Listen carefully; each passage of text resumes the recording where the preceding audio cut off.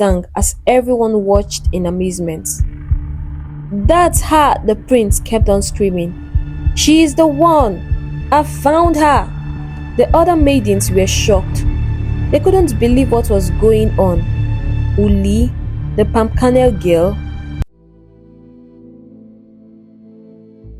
Once upon a time, in the eastern parts of Nigeria, there was a village called Ora. This village was surrounded by the sparkling waters of the Oyi River, which made the whole place look like it was taken from a fairy tale. Ora was not just any village, it was incredibly beautiful and lively. Everywhere you looked, you could see the green fields and colorful flowers. The air was always fresh and the sky seemed bluer than anywhere else. The people who lived in Ora were always happy and kind. They lived together in peace and helped each other like one big family. The soil in Ora was very fertile, so the villagers could grow all kinds of fruits, vegetables, and crops. Because of this, there was always plenty of food to eat and nobody ever went hungry. The people of Ora were also known for their friendly smiles and warm greetings. If you visited Ora, you would instantly feel welcomed and loved. Ora was famous all over the East for something special: its beautiful maidens. These young women were not only stunning to look at, but also had a special talent that made them even more unique. They were amazing dancers. The way they moved was like magic. Their dances were so graceful and mesmerizing that anyone who watched them couldn't help but be enchanted. The elders in the village often joked that if you wanted to forget all your worries, you should watch an Ora maiden dance. They were right. The maidens could twist and turn their waist in a way that seemed almost impossible. Their movements were so smooth and flexible that it was hard to believe they were real. People from nearby villages would come to Ora just to see them dance. No matter how many times you watched them, you would never get tired of their performances. Their dances were always fresh and exciting, filling everyone who watched with joy and wonder. In this beautiful village called Ora, there lived a woman named Ojugo. Ojugo was married to a kind-hearted gentleman named Nnamdi, who also came from the same village. They were very happy together and shared a deep love. They were blessed with a beautiful daughter named Uli, who was the light of their lives. Ojugo and Nnamdi had always hoped to have more children, but despite trying for many years, they were not able to have any more. Nnamdi loved Ojugo very much and always showed her great kindness and support. Whenever Ojugo felt sad about not having more children, Nnamdi would comfort her with loving words. He would tell her that their daughter Uli was worth more than 10 sons. These words always made Ojugo smile and feel better. Nnamdi believed in his heart that Uli would grow up to be someone very special and bring great joy to their lives. Even though some of Nnamdi's friends advised him to marry another woman so he could have more children, Nnamdi always refused. He would tell them the same thing he told his wife Ojugo, that Uli was greater than 10 sons to him. His friends would laugh at him and think he was foolish, but Nnamdi didn't care. He knew what was most important to him, and that was his family. He loved Ojugo and Uli with all his heart, and didn't want anything to change that. Nnamdi and Ojugo devoted all their love and care to their daughter Uli. They made sure she was always happy and well taken care of. They worked hard to provide her with the best life possible. Uli was growing up to be a very beautiful young woman. She had a kind heart and a joyful spirit, just like her parents. Everyone in the village admired Uli and could see how special she was. Ojugo and Nnamdi's love for their daughter was clear in everything they did. They taught her the values of kindness, respect, and hard work. They made sure she had good education and learned the ways of their village. Uli loved her parents very much and was grateful for all they did for her. She was proud to be their daughter and wanted to make them happy. When Ojugo was still a young maiden, she was the best dancer in all of Ora. Her dancing was something truly special. As soon as the music started, her body would move gracefully to the rhythm and her smile would light up her face. Everyone in the village admired her. They would gather around just to watch her dance, amazed at how perfectly she moved. Even after she became a mother, Ojugo never lost her love for dancing. It was a big part of who she was. Ojugo, Nnamdi and their daughter Ule lived very close to a large udara tree. This tree was special to their family. Every evening, after finishing their day's work, they would gather under this tree to dance. It was their favorite time of the day. Ojugo would start dancing first, showing her daughter the magical steps she knew so well. Her voice would fill the air as she hummed to the rhythm, and Uli would watch her mother closely, following every movement with her eyes. Uli tried to copy her mother's step, moving her feet and arm, just like Ojugo did. Nnamdi loved watching his wife and daughter dance. He would sit nearby with a big smile on his face, feeling proud and happy. He could see that Uli was going to be a great dancer just like her mother. She had the same grace and joy in her movements. Ojugo was a patient teacher, always encouraging Uli and helping her improve. Their dancing time was full of laughter and music, a special moment they all cherished. Every evening the family danced together under the udara tree. The sun would set, painting the sky with beautiful colors, and the air would cool down, making it perfect for dancing. Ojugo and Uli would twirl and step to the beat, creating a beautiful sight. The more they danced, the better Uli became. She learned to move her body with the same grace and elegance as her mother. Ojugo's magical steps were passed down to her daughter, and Uli made them her own. Nnamdi often clapped and cheered, encouraging both his wife and daughter. These evenings under the udara tree were special to them, a time to bond and enjoy each other's company. The king of this great kingdom, King Dike, had one son named Ebube. As Prince Ebube grew into a young boy, everyone could see how kind and loving he was, just like his parents.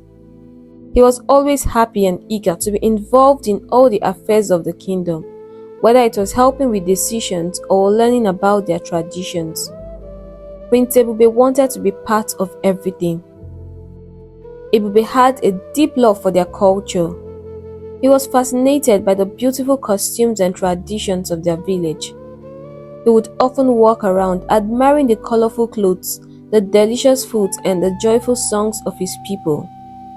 The king and queen were incredibly proud of their son. They saw his passion and kindness and knew he would be a great leader one day. The entire village could not stop singing his praises. People would talk about how wise he was, saying it was unusual for someone his age to be so thoughtful and smart. One of Prince Ebube's favorite times was the Eke market days. On these days, the market square was full of life and energy. The maidens of the village would gather to dance, their movements full of joy and grace. Prince Ebube loved watching them dance. It made him so happy that he would often say to himself, "I must marry a woman who knows how to dance so well." The music and the dancing lifted his spirits and filled him with joy. When Prince Ebube turned 16, something very sad happened. His mother, Queen Nnenna, became very ill. Despite all the efforts to help her, she passed away. The entire kingdom mourned the loss of this kind-hearted woman. She was loved by everyone, and her death left a big emptiness in the hearts of the people. King Dike was heartbroken and refused to be consoled. He had loved his wife deeply, and her loss was almost too much for him to bear. Prince Ebube was devastated. He had grown up under his mother's loving care and guidance. They had often talked about his future, dreaming together of what he would become. But now she was gone, leaving him feeling lost and alone in a cold world. The pain of losing his mother was so great that Prince Ebube became very sad and withdrawn. He was no longer the happy and cheerful prince that everyone knew. He would spend hours sitting in his room, refusing to talk to anyone, and in the evenings, he would ride through the forest, admiring the mountains and the beautiful river. It made him feel a bit better, but once he returned to the palace, he would immediately return to his grief, as everywhere was just filled with memories of his mother. The once lively and joyous boy now felt a deep sadness that he couldn't shake off. The whole kingdom was worried about him. They missed seeing his bright smile and hearing his kind words as he rode through the village. Everyone hoped that with time the prince would find a way to heal from his loss and become the joyful person he once was. Every evening, Prince Ebube would ride his horse towards the forest, enjoying the cool breeze and the beauty of nature around him. His path always took him past the Udara tree, which stood close to where Nnamdi and his family lived. One day, as he was returning from the forest, he heard a melodious voice that made him stop in his tracks. The sound was so beautiful that it filled the entire environment with its sweet tunes. Curious, the prince twisted and turned his head, trying to find where the melodies were coming from. He sensed that the source of the song was still ahead. So he urged his horse forward, eager to discover the singer. As he approached, he saw a glorious sight that took his breath away. There, under the Udara tree, was Uli. She was singing and dancing with the most beautiful smile he had ever seen. Her face shone with happiness as she moved gracefully to the rhythm of her song.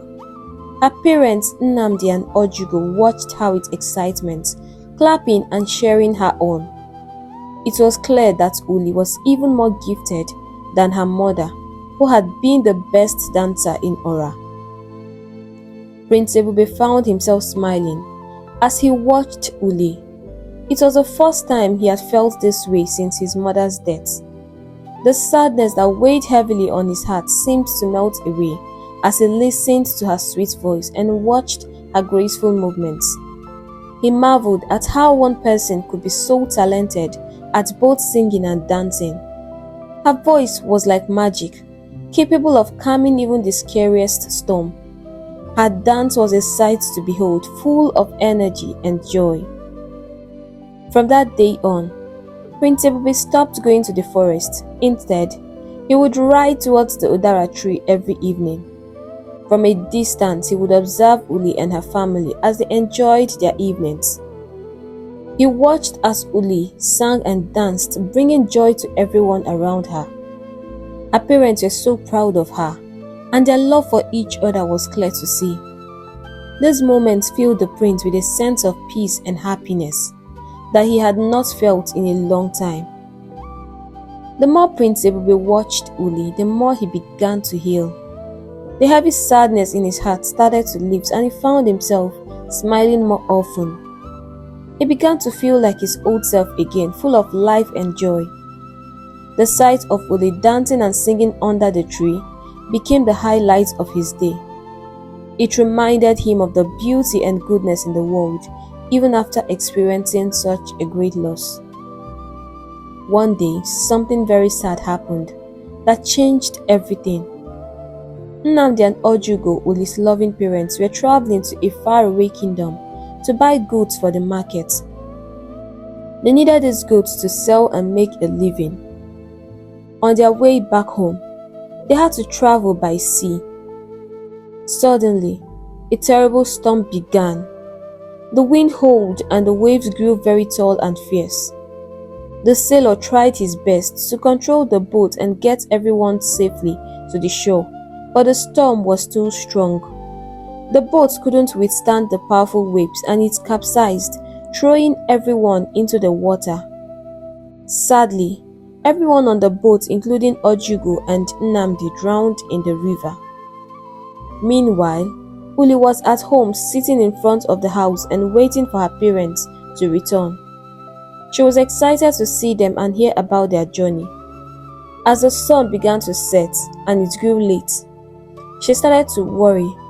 Her parents still hadn't come back. She decided to take her lamp and walk round the village to ask if anyone had seen them at the market. She spoke to many people who sold goods at the market, but no one had seen her parents. Heartbroken and scared, Uli returned home and sat in front of the house, crying through the night. She felt so alone and worried about what might have happened to her beloved parents. The next morning, she decided to go to her grandmother's house, hoping to find some comfort. When she arrived, she found her grandmother crying and rolling on the floor in grief. Uli was confused and frightened, wondering what was happening. But she could see the way the villagers stared at her with so much pity in their eyes. "Hey, yeah," they kept on saying. It was then that she heard the devastating news. Her parents were dead. They had drowned in the river during the storm. Uli's world shattered at that moment. She wailed bitterly, her cries echoing through the village. The villagers, who loved her parents dearly, came together to console Uli and her grandmother. Everyone was heartbroken by the loss of Nnamdi and Ojugo. It was a very sad time for Uli and her grandmother, who now had to face the future without them. From that day on, it was just Uli and her grandmother. They had to support each other and find a way to move forward despite their immense grief. Uli missed her parents so much. She missed her mother's dances and her father's warm smiles. Life wasn't the same anymore without her parents.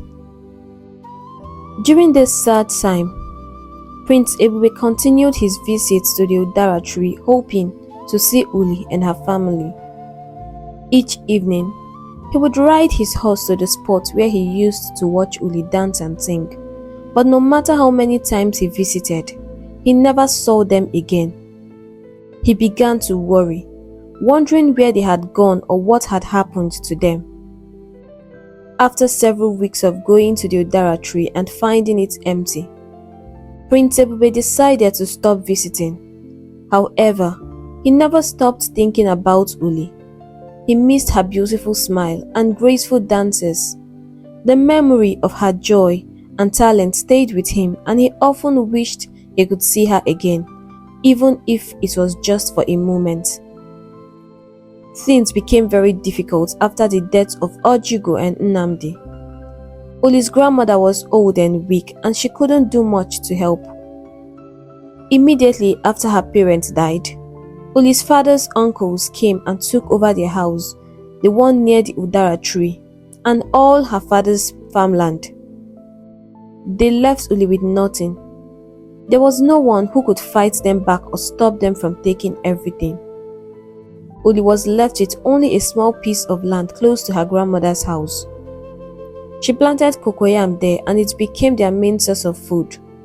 Whenever they had nothing to eat, Uli would wander around the forest, gathering palm kernels. She would bring them home and share them with her grandmother. Despite all the hardships, Uli still missed her parents so much. She often wished they were still alive to help her and guide her. Even though her life had become very hard, she still loved dancing. She would go to the village square to dance with the other maidens whenever she could. But her clothes were torn and ragged, and her hair was unkempt because there was no one to take care of her. Because of this, the other maidens didn't want to include her in their group. They would laugh at her and mock her, saying she smelled bad and couldn't afford the beautiful dance costumes they wore. These moments made Uli think of her dead parents. Her mother had always looked forward to the day Uli would join the maidens at the Eke market square to dance. But now that the time had come, she couldn't join them. The maidens were too mean and hostile towards her. They nicknamed her the palm kernel girl because they often saw her wandering in the bush searching for palm nuts to sell or eat with her grandmother. Life was very hard for Uli. She would always come home crying, but her grandmother never failed to console her. One thing she always said to her was this: "My child, everything you are going through now is setting you up for greatness. When people told your father to take another wife, he said he would not, as you are greater than 10 sons put together. Let this word comfort you, because I know that you will be a great woman." This made Uli feel better, although she didn't know how it was going to happen. Still, every day was a struggle. She had to work hard to make sure she and her grandmother had enough to eat. She would spend hours tending to their small cocoyam farm and wandering through the forest looking for food. Despite all this, she still never gave up on dancing. Whenever she had a moment to herself, she would practice the dance step her mother had taught her, remembering the happy times they used to dance together under the udara tree. The villagers could see how hard life was for Uli, but many were too afraid to stand up to her father's uncles. A few kind-hearted people would sometimes give her a little food, but it was never enough to make a big difference. Uli had to be strong and brave every single day, even though she was just a young girl. She took on all kinds of jobs to ensure they survived. The villagers supported her by offering her little jobs here and there, but the money was never enough. Meanwhile, Prince Ebube had traveled to a foreign land to learn other people's culture and also about the modern technology. His father believed that this would help him heal properly and that it would also benefit the entire kingdom at large. As for Uli, she was stuck in the village and no one was coming to rescue her. She continued her daily struggles, trying to survive and take care of her aging grandmother. One afternoon, something extraordinary happened. Uli returned from the market feeling happy. A kind-hearted customer had bought her palm kernels for a good price, and with the money she was able to buy enough food. She ran home, eager to share the good news with her grandmother. But when she entered their small hut, she found her grandmother lying still. She tried to wake her, shaking her gently, but nothing worked. Her grandmother didn't move. Uli let out a very loud scream of pain and despair, and soon the entire village gathered around their hut. Her grandmother had passed away. Uli cried and cried. She was now left alone. Her grandmother had been her last remaining family member, the only one who had taken her in and cared for her when her parents died. Now, she had no one. The pain was overwhelming and her whole body shook with grief as tears streamed down her face. What was she going to do now? She mourned her grandmother for days, even after she had been buried. Eventually, she decided that she had to move on with her life, but everything was now different. Some people in the village began to call her a child of misfortune. Whenever she passed by, some villagers would whisper and call her names like witch or other unpleasant things. They accused her of bringing bad luck, saying she had caused the death of her parents and her grandmother. They ignored the facts that her grandmother had been sick even before her parents died. The situation grew worse for Uli. Some of the villagers who used to give her small jobs started to refuse, saying they didn't want her bad luck to affect them. It was a terrible experience for her. Her little cocoyam farm could not produce enough food to sustain her, and without any work she struggled even more. Uli felt the weight of the villagers' cruelty and the loneliness of her situation. Despite everything, she tried to stay strong. She continued to take care of her small farm and gather palm kernels whenever she could. She held on to the hope that things would get better, but every day was a challenge. The village that had once been her home now felt like a place filled with hard judgments and unkindness. Years passed, and finally the day came when Prince Ebube was set to return to his beloved village. The entire village was abuzz with joy and excitement. It had been years since the prince had left, and everyone eagerly looked forward to his return. On the day of his arrival, the villagers gathered in the village square to welcome him back. Their hearts were filled with happiness, and they couldn't wait to see the prince. The air was festive with songs and dances filling the square. Prince Ebube was deeply touched by their warm welcome. It felt so good to be home after so many years. He had missed his kingdom dearly, its beautiful culture, the delicious food, and he had never stopped thinking about the dancing maiden at the Udara tree. He looked forward to meeting her again this time. After all the festivities and celebrations, the villagers returned to their home, still buzzing with excitement. That night, the king and his son sat together in the royal chambers, catching up on everything they had missed. The king spoke about the village's growth and the changes that had taken place over the years. He shared stories about the people and the progress they had made. Prince Ebube, in turn, shared tales from the foreign lands he had visited, talking about the new cultures he had experienced and the modern technology he had learned about. They laughed, reminisced, and sipped wine together, enjoying their time. As they talked, the prince suddenly turned to his father, his face serious. "Father, I wish to get married as soon as possible." His father's eyes lightened up with joy. "Have you found the one?" he asked. "There's this girl I met years back before I traveled. I don't know her name or where she lives, but all I know is that she could sing and dance so well. At some point, I stopped seeing her, and I can't tell what really happened. I love her, and I don't know if we can find her in this village. That's if she's not married yet, but I pray she isn't." The king paused, thinking about his son's words. He knew this would be difficult because many years had passed, and things had changed. But he also knew how much this meant to his son. "I think the only thing we can do is to gather all the maidens who could dance and sing. Who knows, you may find that maiden you have fallen in love with." The prince's eyes glistened with hope. He had never thought of this, and he felt it was a good idea. The king called for the town crier and asked him to make an announcement.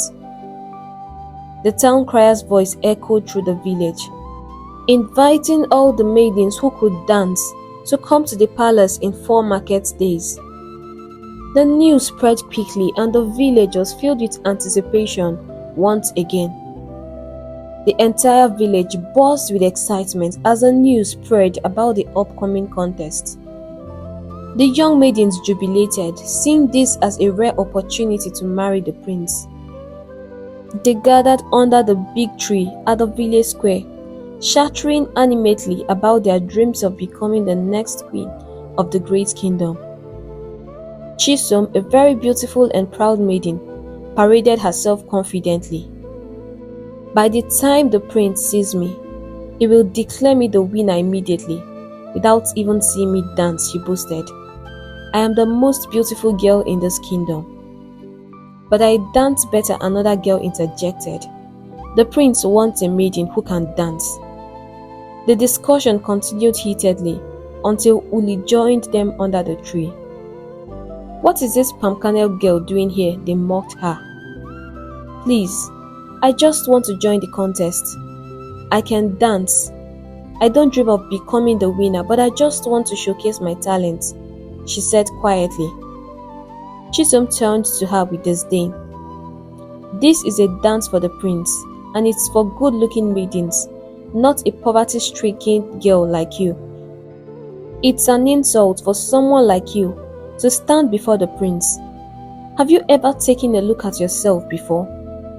The other girls laughed, mocking her even more. "Can you even afford a dance costume?" another maiden asked. They laughed again, their taunts ringing in the air. "The bottom line is you can't dance with us. You are not fit for the palace," Chisom sneered. She turned to the other girls and added, "I think she would make a good wife for Nweke, the old palm wine tapper. I wonder why he's not even married. I think fate is trying to say something. At least, you two have one thing in common."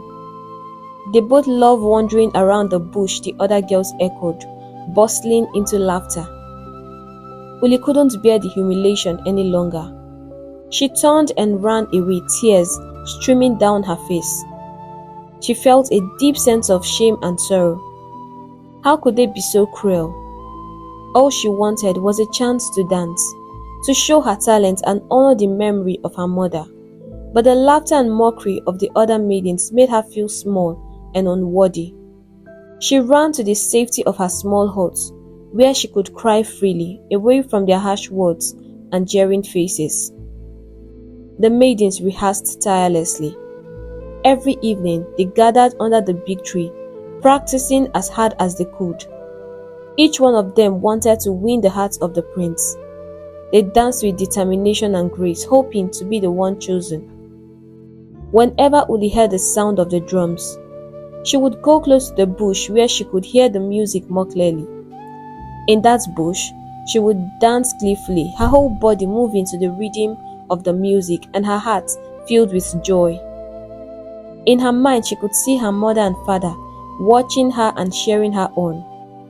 This was the best moment of her life. She wished she could afford to get a costume for the dance, but she knew that it was beyond her reach.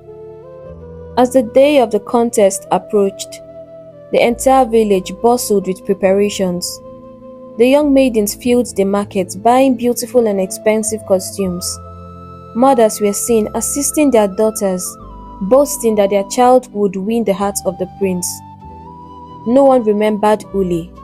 She watched from a distance as the village buzzed with excitement, feeling a pang of loneliness. Finally, the long-awaited day arrived. Uli had no costume to wear, but she decided that she must go to the palace to watch the other maidens. She washed one of her racks and scrubbed her body as well as she could. She styled her long hair into a neat bun and headed for the palace. As she walked, she met the other maidens on the way. They laughed and mocked her, asking where she thinks she was going. But she said no word to anyone. They had stopped her from dancing, but now no one would stop her from entering the palace. The palace was a sight to behold, with all its tall, magnificent houses. This was her first time of being here, and she realized that the maidens had told her the truth. This was not a place for people like her. As she admired the beautifully adorned palace, she imagined what it would feel like to live here. If she were to be a queen of this kingdom, she would never get tired of admiring this beautiful piece of art. Every morning, in her royal regalia, she would take a walk around the palace, filling her nose with the beautiful scents from the flowers in the garden. She snapped back to her reality. This was never going to be possible. With every step, Uli felt a mixture of nerves and determination. She knew she had no chance of being chosen without a proper costume, but she wanted to be there, to see the contest, to be part of the excitement in some small way. She held her head high and walked with so much confidence as she could muster, ignoring the sneers and taunts of the other maidens. She stood among the crowd, watching as the beautifully dressed maidens prepared for their performances. She felt a deep longing in her heart, wishing she could join them. But she was grateful to be there to witness the beauty and talent of her peers. The drumming began, and one by one the maidens danced before the prince. They moved gracefully, their costumes shimmering in the sunlight. The crowd cheered and the atmosphere was electric. Uli watched with wide eyes, taking in every moment, every step. As the last maiden finished her dance, the prince looked so sad. He hadn't seen the maiden he was looking for, and just thought that this was a fruitless exercise. There were murmurs through the crowd as the people wondered what was happening. The drums continued to go high, its beat filling the palace with great excitement, except that the prince had not found his bride. Suddenly, a tune played in the heart of Uli. It was one of the songs her mother had taught her. It rhymed with the beat of the drums, and without realizing what she was doing, she bursted into singing. Her voice rang through the air, filling the entire palace.